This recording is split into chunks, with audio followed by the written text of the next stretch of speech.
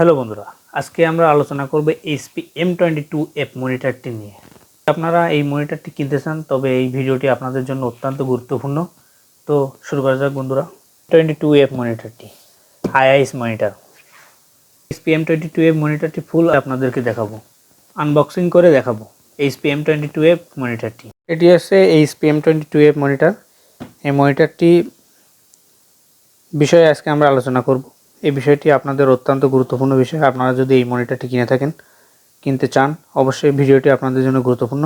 তো ভিডিওটি টানবেন না, শুরু থেকে শেষ পর্যন্ত দেখবেন অবশ্যই। সঙ্গে থাকার জন্য অবশ্যই ধন্যবাদ জানাবো আপনাদেরকে। তো শুরু করা যাক। এইচপি M22F মনিটরটি আপনারা আনবক্সিংয়ের শুরুতে এমনটি পাবেন। আপনারা এখানে একটি থাকবে ভিজিএ পোর্ট, ভিজিএ কেবল। এটা আপনাদের জন্য আগে এর সাথে এটা হচ্ছে এইচডিএমআই পোর্ট। আগে এর সাথে একটা ভিজিএ পোর্টও থাকতো, বর্তমানে এটা দিচ্ছে না, এটা এইচডিএমআই কেবল। তো এরপরে দেখা যাক কী আছে।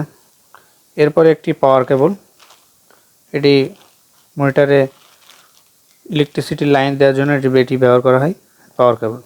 এরপরে এটি অ্যাডাপ্টারটি অবশ্যই ওই পাওয়ার কেবলের সাথে লাগাতে হবে, কারণ আপনারা দেখবেন এলইডি টিভি বা অন্যান্য যেগুলো একটু হাইফাই কোয়ালিটির সেই ধরনের বিদ্যুতে যাতে কোনো ত্রুটি না থাকে বা বিভিন্ন ধরনের যে ইলেকট্রিসিক শক হয়ে থাকে সেগুলো যাতে না হয় সেই জন্য এগুলো দেওয়া হয়ে থাকে। এরপর পেয়ে যাচ্ছি আমরা একটি স্ট্যান্ড মনিটরটি দাঁড় করানোর জন্য, এই স্ট্যান্ডটি।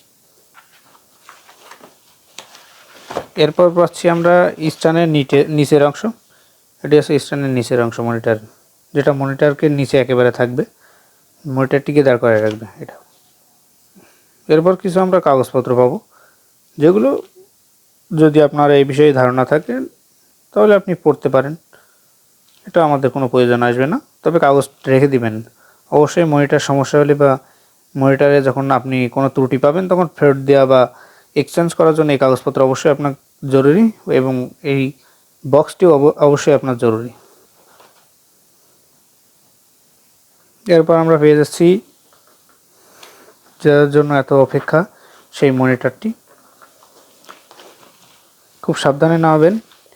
আইআইএস মনিটর ডিসপ্লে খুব ফোনের ডিসপ্লের থেকে অনেকটা চিকন এটা, এজন্য অবশ্যই আপনাদেরকে সমতুল্য জায়গায় রাখতে হবে। তো অবশ্যই আপনাকে দেখাচ্ছি, ভিডিওটা দেখার জন্য অবশ্যই অপেক্ষা করবেন। তো বন্ধুরা, আপনারা এই মনিটরের সাথে এই জিনিসগুলো পাবেন, এবং মনিটরটি হবে এমন।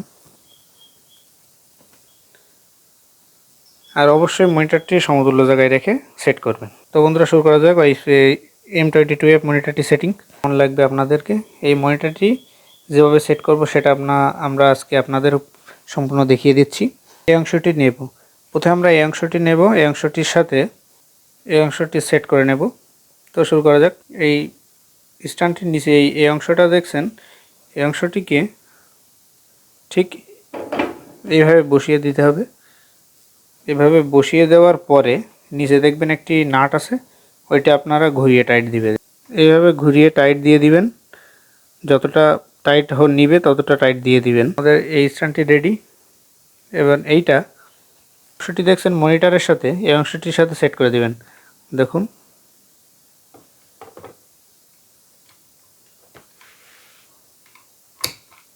আপনার একটা শব্দ হবে বা আওয়াজ হবে যখন আপনারা ভাববেন যে লেগে গেছে মনিটরটি। তো দেখুন মনিটরটি সেট হয়ে গেছে।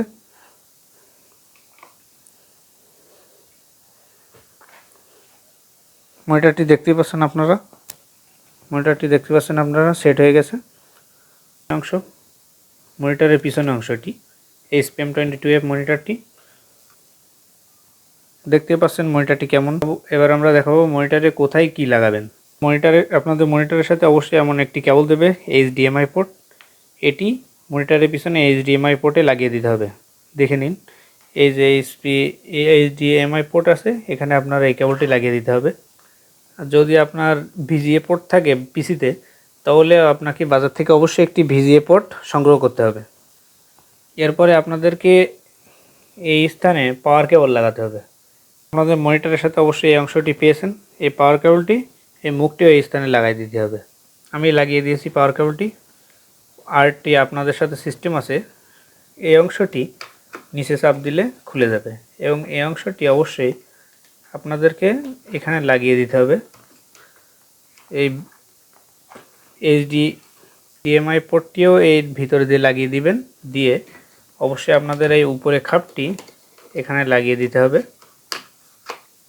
দেখুন, তাহলে আপনারা কিন্তু সামনে থেকে কিন্তু সেই কেবল দুটি দেখা যাচ্ছে না, দেখা যাচ্ছে ওই পিছন দিয়ে যখন ওইটা লাগিয়ে দিবেন তখন কিন্তু কেবল দুটি দেখা যাবে না, পাওয়ার কেবল এবং HDMI কেবল। আমাদের মনিটরটি ফুল সেট আপ তো হয়ে গেছে। এখন দেখা যাক HP M22F মনিটরটি কেমন চলতে।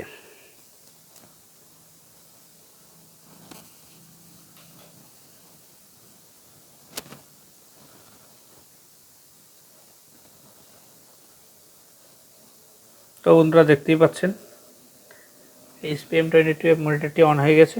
এটি IIS মনিটর একটি।